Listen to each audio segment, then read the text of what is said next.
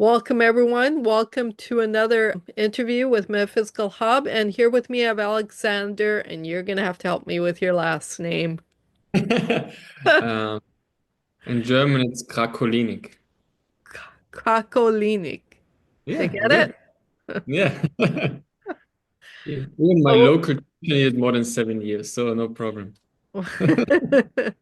The university, Finland, the last exam, Krakolinig. At first it was Krakolinig. Krakolinig, Krakolinig. many different names. So it's the first time I'm meeting Alexander, but I've chatted with him on WhatsApp multiple times and watched many of his videos now of all the amazing things he's capable of, and definitely would classify Alexander as a superhuman in my books. Um, Wow. Tell us, Alexander, first of all, tell us a little bit about yourself. Where did you grow up? Tell us a little bit about your background. Give us a feel for who Alexander is. Many. No identification anymore, but I grew up in South Austria, Okay. in Klagenfurt. We have a beautiful lake here, 42 kilometers. You can go around with a bicycle. It's amazing, beautiful. Carinthia has, I think, over 5,000 lakes, one of the biggest waterfalls here. And then I studied, no, first I was a mechanic, then I studied sports science, and I was in triathlon, decathlon. So I studied later sports science. I did over 200 sports and was mostly then in martial art and also dancing from hip hop, breakdance, salsa teaching, doing shows. And when I was about 23, I had the disc prolapse L5S1, and so I couldn't walk without pain for more than 1.5 years, and the doctors nearly. Wow. So Wow. so from extreme sport, I went to extreme spirituality to say, to really see like, okay, what is working? Because nobody could help me. And there were so many crazy things what they tried. And I said, what the fuck? How is this possible that you are a doctor? Yeah. But so I started to research a lot and then I found my way how to heal myself. And then after some time, then I said, hey, people need to know how easy it is to heal. So I started teaching healing. And then I was always like interested in what else is possible. So mind over matter. And for me, it was something like, not that I have to train hard for this. For me, it was more like a remembering.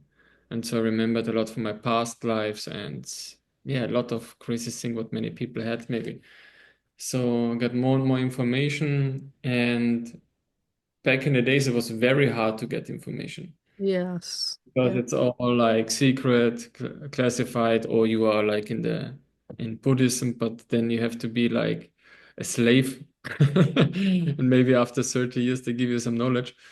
And that's what I saw when I've traveled in Asia because I've been in over 65 countries. And so when you are white nose, then you will get from Asia maybe 10% when you're lucky.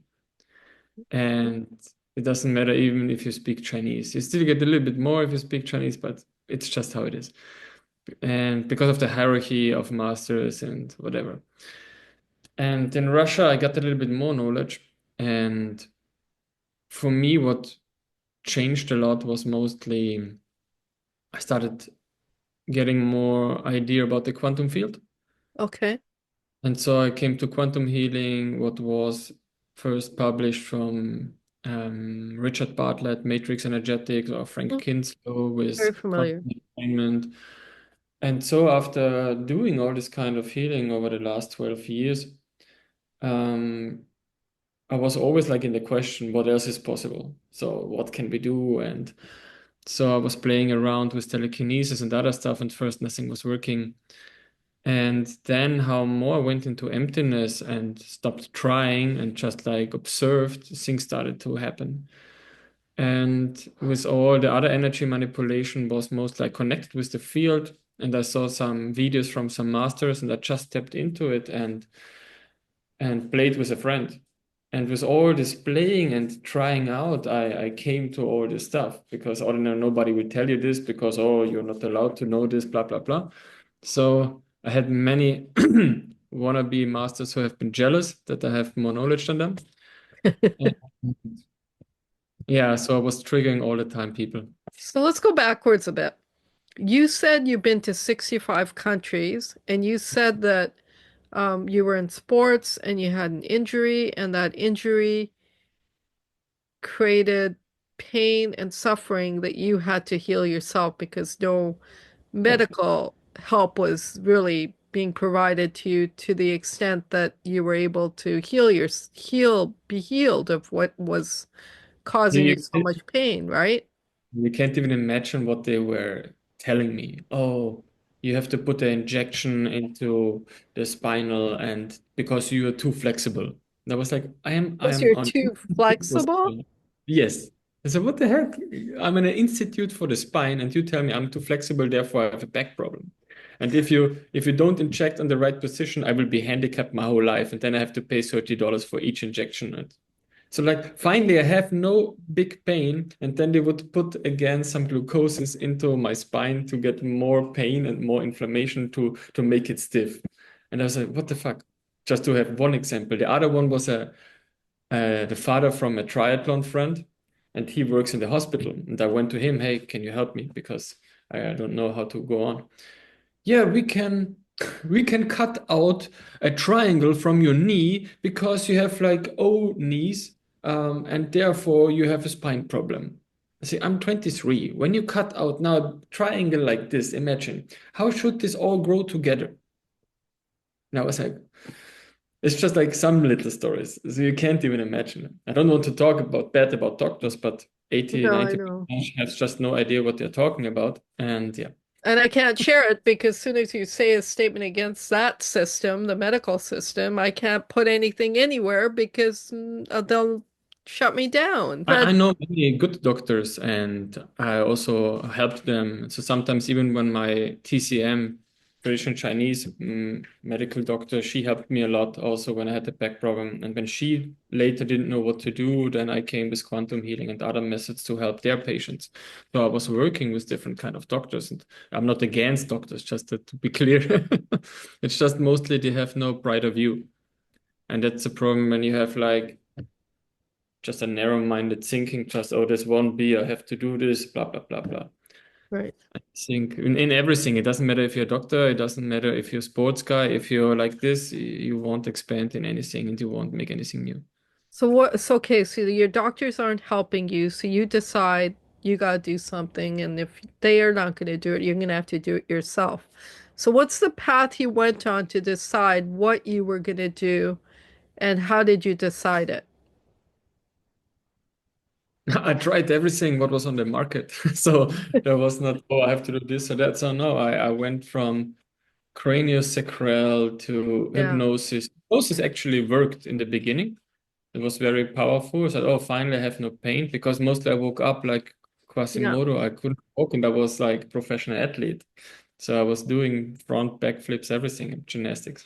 And then you can't move and you're addicted to sport. So like Hmm. your whole life breaks apart because you're addicted to sport and then you can't move anymore. Right. And then I did, I don't know how to say this in English. It's like making the spine upright, Yeah. but with mind, like mind, Yeah, mind manipulation of the mind spine. manipulation for the spine. I don't know how to say it in English. Yeah, It's yeah. like straightening from the spine with the mind. This helped a little bit, but all the time was just a little bit, a little bit, a little bit. Right, And so right. hope after 1.5 years, nobody can help you from acupuncture, from taping. I tried really everything. It's because everybody only has a little bit of knowledge, and the knowledge they've been given is a micro millimeter of what the knowledge actually is. So they can't even construct what they need to do to help you, right? Mm. Basically. It was all the time like a little help, but I always had to go back. And then actually, what was the real changer? Um, there was like a car sharing, so I traveled from one city to another where I studied, and then I had a medical student in the car, Oh, and wow. I told him my drama, and he said, "I will heal you." And I was like kind of skeptical. Since 1.5 years, I'm running from one doctor, from one healer. I'm trying everything and nothing is Right. really working. And so on the next day, I visited him. In half an hour, my pain was gone. Wow. It's like, wow. And then I So was still, what did he know or do differently than the other he, medical he practitioners? knew a very easy body manipulation technique, like not like chiropractic, but Yeah. like similar. When people are like pulling out the feet and the Mm-hmm. what sometimes the Thai massage people are doing, it's a different way. You put it back, so you take the bone, bring it back into the articulation, because the most problem is that we have too much distance and then it feels something like sand and not connected. So he looked to my legs and then he saw like the difference. Like my right leg was 5 centimeters longer than my left. Yeah, And I know this method. Yeah. just with an easy exercise, he pulled it back, he put the knee together, the ankle together, and like after 10 minutes, I was straight again. It called Dorn therapy. It was What's it from called? Dorn, Dorn therapy. Okay. Dorn. It was from Austrian actually. He was first like fixing people like on the farm and aligning. And they're like very easy techniques what you can do for yourself. So like that you hold the hand under your ass and then you just press down the leg, or you take a towel, hold it so that you bring the bone back into the articulation. And then I was like, what the heck? And the thing is, from your mind, you won't allow it because you're used to be in pain for more than 1.5 years. And then he said, stop looking for the pain, it's gone. Right. So let's say it was gone for some weeks. Why? Because at that time I was still fully then training breakdance, and I still had to go on breaking. And he said to me, Alex, you're the only one who is constantly coming back. You need to stop. He said, dancing is my passion. And so I still went to fix my legs and the hip maybe once a month. Then I studied sports science in Spain. And there I trained so much, so my body was in good shape. But actually, the real connection with the back pain, mostly support in life, especially lower back and money problem, Right. and also the father problem, because it's a lower back is support. And so then I looked much deeper on the psychology problem, all the psychosomatic reason, because for me, every illness starts first in the information field, then emotion field, and then goes in the physical body. Right. And so even like when I was a half year in Spain and trained, my body was perfect. Came back to Austria. What happens? Doing a breakdance show, can't move again. Wow. Twisted my whole coccyx. I had to call my friend again to fix me. And So do you think geographic location has an yes, effect? because of the relationship to the parents. Because when the parents want to Right. hold you to control and constantly have to do this, you don't feel supported, you feel controlled, you don't feel loved. And so, how further I went away, but they had no control, they were much more attentive and they wanted to be more in contact. How are you? And finally, really asking me because I'm far away. Right. And I think that was the difference. And then, also funny, you go back and you get again the same problem, right? So there was even an amazing book from Italian writer Tiziano. He had cancer. He went to Asia, healed himself, and he knew when he goes back to the old field, he will die. And so he wrote even the book. Um, and then he went back and died because he just But knew that was it. also the fact that he told himself that affected that, right? Maybe that too, but there was maybe also toxic family field. Who knows? Because now, because now those of us who've studied metaphysics and have studied how energy works, we know our words play a huge part in the outcome of our what plays out in our life, right? Not just our Me, words, our thoughts, right? For me, the words don't have a meaning. For me, it's much more the emotional imprint behind the words. Because I can tell you you're a fucking whore. If you don't have a point of view about this word, then it's just, oh, fucking whore, interesting. So, you know what I mean? It's like, Yes. I know for me, what you for the mean, but it intention and the depends on emotion you. behind it. Now that you have that belief or imprint that emotions is more important. Now, emotions is going to be more important for you. I see it more in the way because emotion is energy in motion. Right. It's still much more energy. And the same for manifestation something. If you don't have energy, it's hardly that it's working Yeah. when you will have the intent to do something. That's why so many visualization techniques and things are not working. That's for me then esoteric nonsense people want to believe and maybe works as a placebo. Right. Right. If you really want to manifest on a higher level, it's an inner knowing and you need to have energy. Yeah. And it's different between also man and woman because the woman thinks much more in pictures. For the woman, sometimes it's much easier. True. True. Mhm. I have to say, like, when it comes to manifestation, like things changed in my life when, well, first I studied the information, so the knowledge of it and believing in the knowledge of it is huge. Yeah, Then actually exercising the knowledge. And then as you exercise the knowledge, there's pitfalls, you realize that, if you don't do things exactly a certain way, then your outcome won't be exact either. And so I often say the words that I was taught by somebody, knowledge and action. Knowledge isn't enough. You have to act on that knowledge, and then you have to tweak what you get out of your action too, in order to perfect it for yourself. And it won't be the same for everybody. definitely not. And but for me, what I'm going and what I'm teaching is more about embodiment because it doesn't matter what kind of knowledge you have if you don't live it, then it Absolutely. won't be it. It's totally just like steam talking. Then you can become a politician. True. Okay, let's go back again. So your travels, you said you went to Asia, you went to Russia. Um, I haven't been in Russia yet, but I learned a lot from them and they have been in Austria and Germany. Okay, so talk to me about what you learned in the different places and how it's different. Ha, that's a funny question. Or how it's Um, the same. I mean, like, for me, every country has a different collective field. So I right, immediately feel what is the main imprint from the culture. So I had one experience when I've been in Poland, like over 12 years ago. I was invited to a wedding, and then I'm on a big plaza and I'm looking around, and I was constantly looking for women. I'm not horny and I have no need now, so why I'm looking for like, women? And the thing is, the collective field is like when you are in your 20s, you need to be married because they're old Catholic, they have all these old point of views. And they say, interesting, it's not my thought. So for me, I mostly ask, where's the thought coming from? And then you can immediately tap into the field. Oh, this is not my thought, these are just experience. So there's nothing to do with me. But most of the people, they are not aware that you're just like a radio station. You can change the frequency all the time. So what is when 99% you're empty space?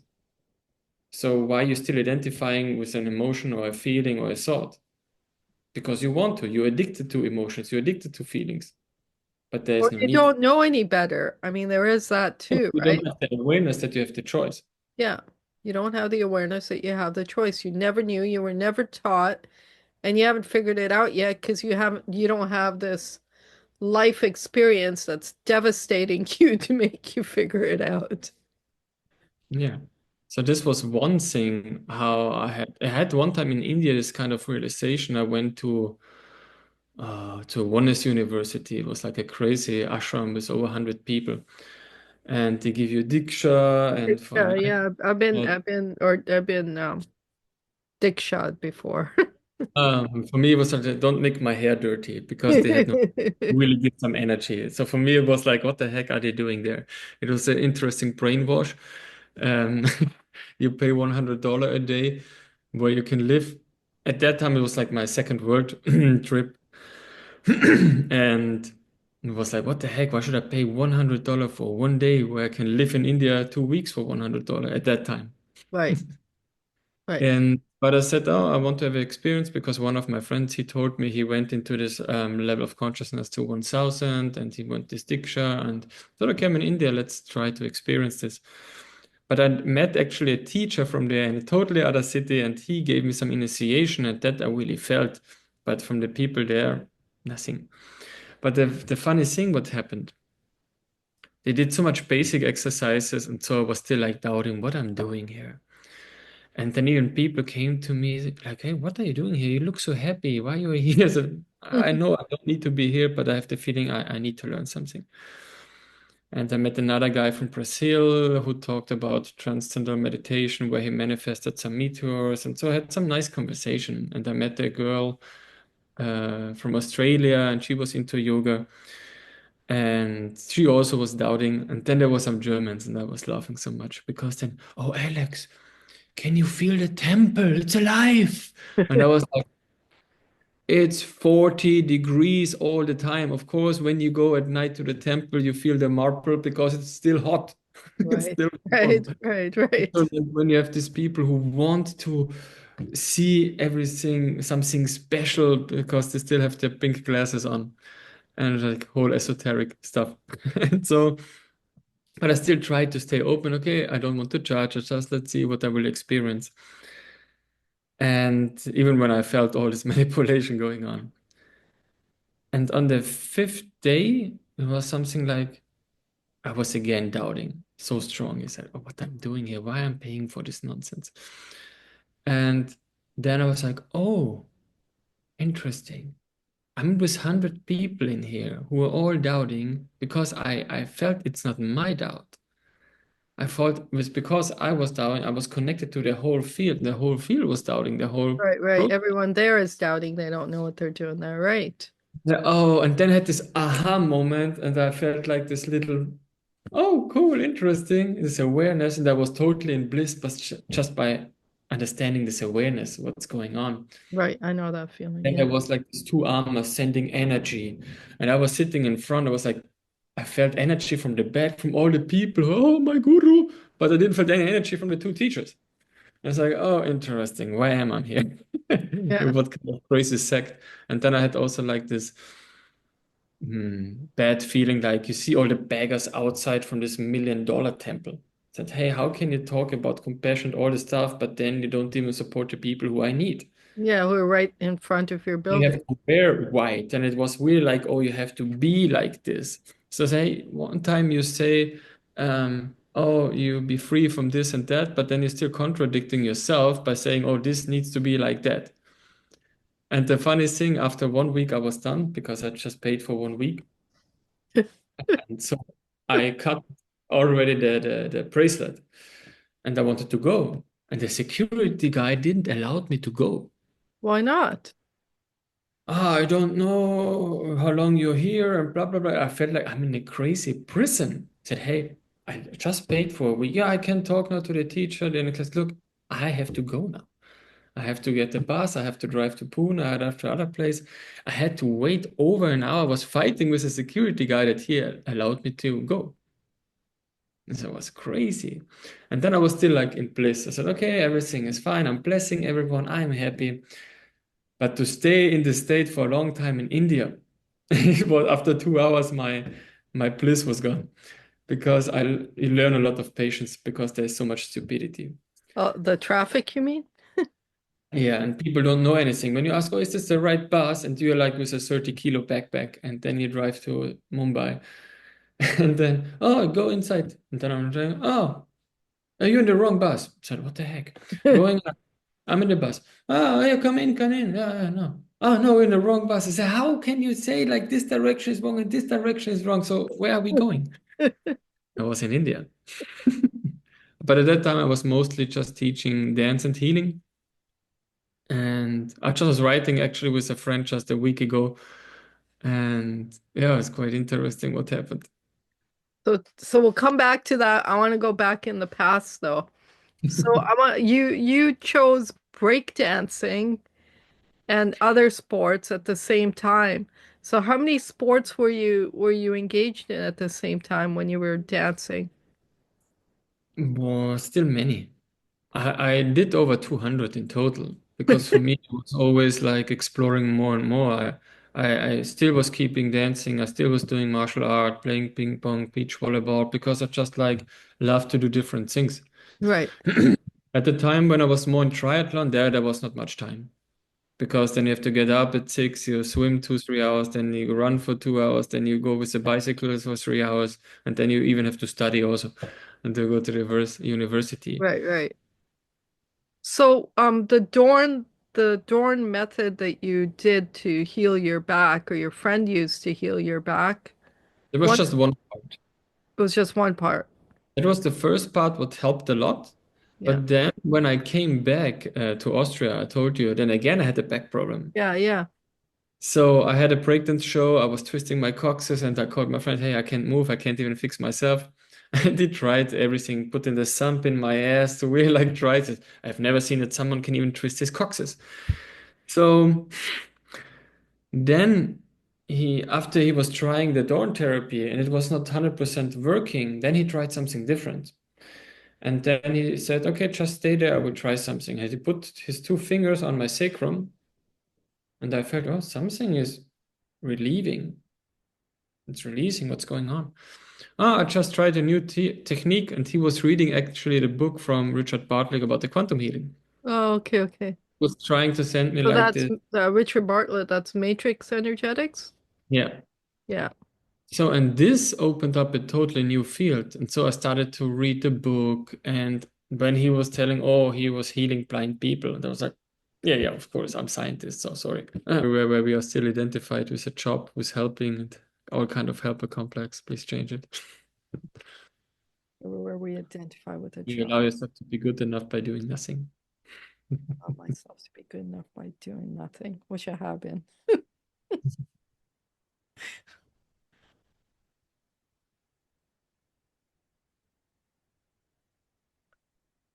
Yeah, thanks so much for everyone who is listening and everyone who is sharing and for this amazing conversation we had.